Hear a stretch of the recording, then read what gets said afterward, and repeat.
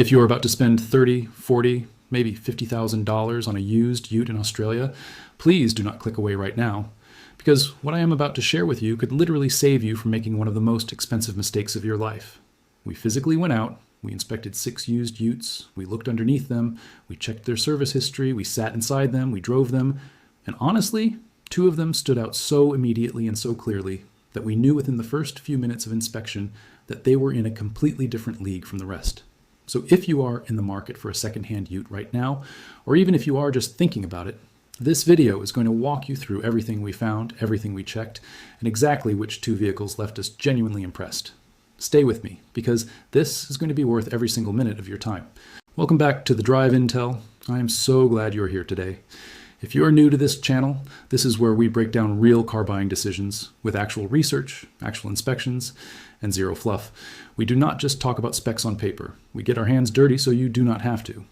And if you have been watching us for a while, you already know that we take this stuff seriously.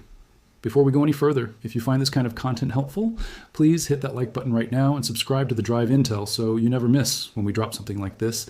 It genuinely helps us keep doing this work and getting out there to do real inspections for you. Okay, now let us get into it. So the question we started with was simple.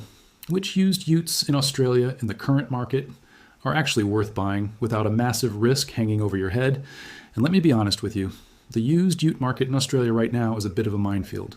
Prices are still elevated compared to where they were a few years ago. Supply has been inconsistent.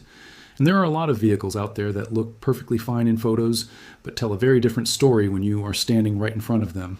So we decided to go and inspect 6 popular used utes that were actually listed for sale across a realistic price range that most buyers are working with, and document everything we found.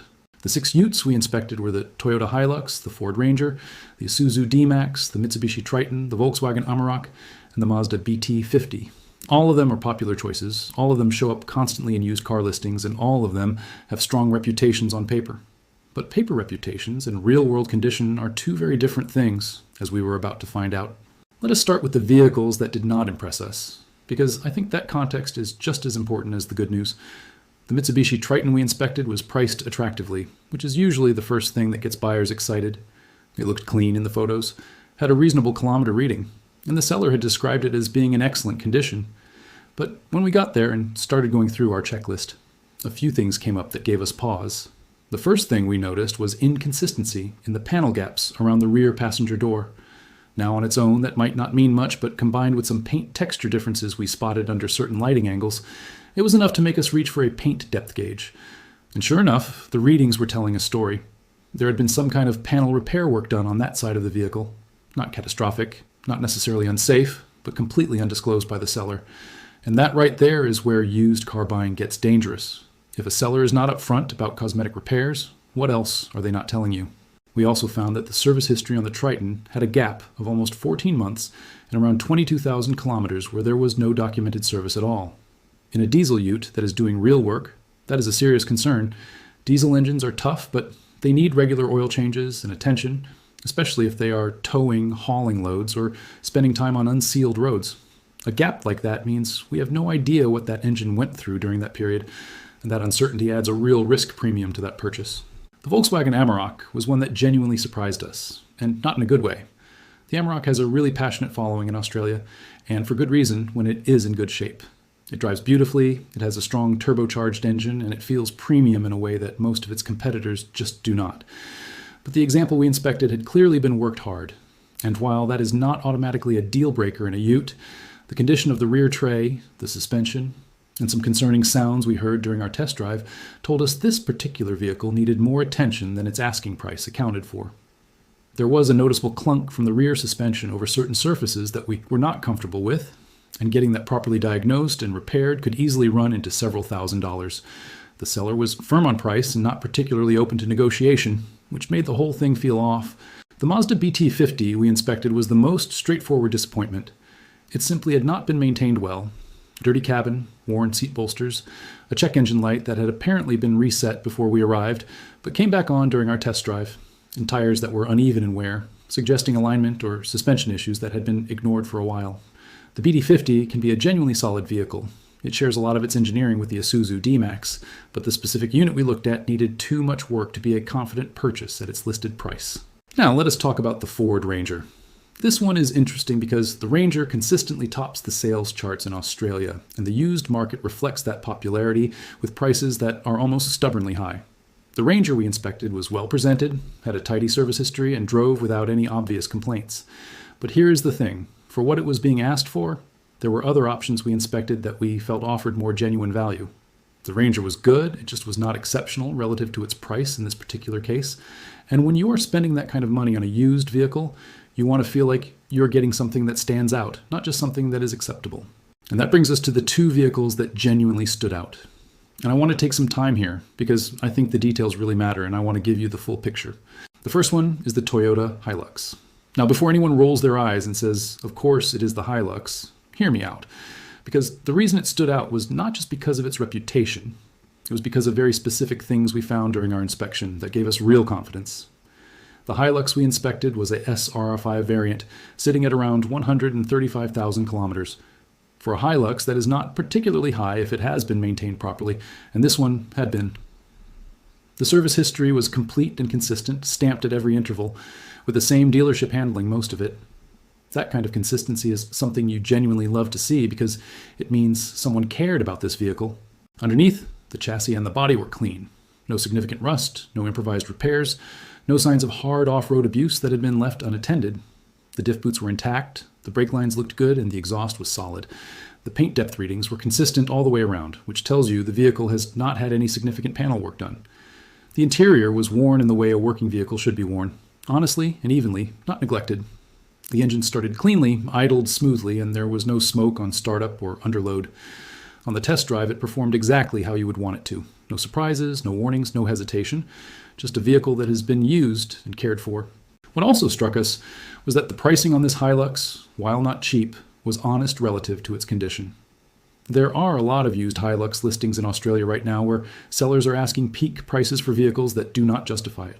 This one felt like a fair deal, and in this market, that alone is worth noting. The second vehicle that stood out immediately was the Isuzu D-Max. And honestly, this one excited us even more because it felt like a genuine find in a market where good value is increasingly hard to locate.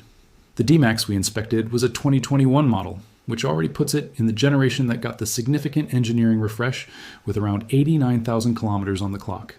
Now, this is a higher kilometer count than some buyers are comfortable with, but here is why it did not concern us on this particular vehicle. The D-Max has one of the most highly regarded diesel engines in the segment. The 4JJ1 motor is tough, well-engineered, and when properly serviced, it handles high kilometers remarkably well. And this one had been serviced extremely well. The logbook was immaculate. Oil services done every 10,000 kilometers without exception, with receipts to back it up. Timing chain, fuel filters, all attended to on schedule.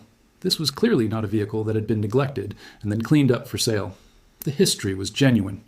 Structurally, the D-Max was impressive. The frame was clean. The tray had some surface marks, which is completely expected in a working ute, but there was no rust, no bending, no signs of heavy impact. The cab was solid, the doors all closed cleanly, and the rubber seals were in good shape. Inside, the cabin was tidy with only normal wear. The infotainment system worked properly, the air conditioning was strong, and all the driver assist systems we tested functioned as expected. On the road, the D-Max felt composed and confident. The diesel pulled cleanly without any lag or smoke, and the ride, while firm as these utes tend to be, was controlled and predictable. When we put it through some of our standard checks, checking the transmission through all its ranges, testing the four-wheel drive engagement, checking for any pulling or vibration under braking, it passed cleanly every time. This was a vehicle that had been used properly and maintained properly, and it showed in every single aspect of the inspection. The asking price was reasonable, and given the completeness of the service history and the genuine condition of the vehicle, we felt it represented real value. The D-Max as a platform also has excellent parts availability in Australia, and a strong service network, which matters when you own a vehicle long-term. So what is the lesson here across all 6 inspections? The lesson is that the brand name or the model on the badge is not what makes a used ute a good purchase.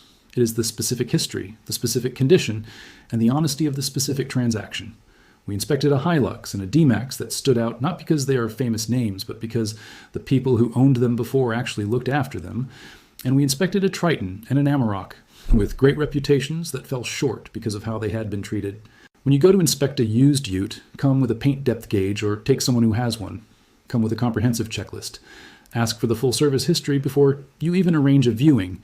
And if the seller cannot produce it, take that seriously. Listen for noises on the test drive.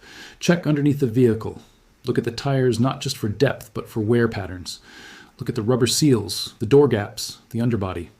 And never let a low price make you skip steps, because in the used vehicle market, a low price often has an explanation, and that explanation is usually something you will end up paying for later. At the Drive Intel, this is the kind of research we are committed to doing for you. Real inspections, real findings, real advice. If this video helped you think more clearly about your next used Ute purchase, we would genuinely love to know. Drop a comment below and tell us which Ute you are considering right now, or if you have already bought one, share your experience, because other viewers in the community benefit so much from hearing real stories. And if you know someone who is currently shopping for a used Ute in Australia, please share this video with them. It takes 2 seconds, and it could genuinely save them from a very costly mistake. Hit that share button and send it through. Every share helps us reach more people who need this kind of information. Do not forget to leave us a like if you found this useful, and subscribe to the Drive Intel if you are not already part of the community. We are constantly putting out research-driven content that helps real buyers make smarter decisions, and we would love to have you here for the next one. Thank you so much for watching all the way through. Drive smart, buy smart, and we will see you in the next video.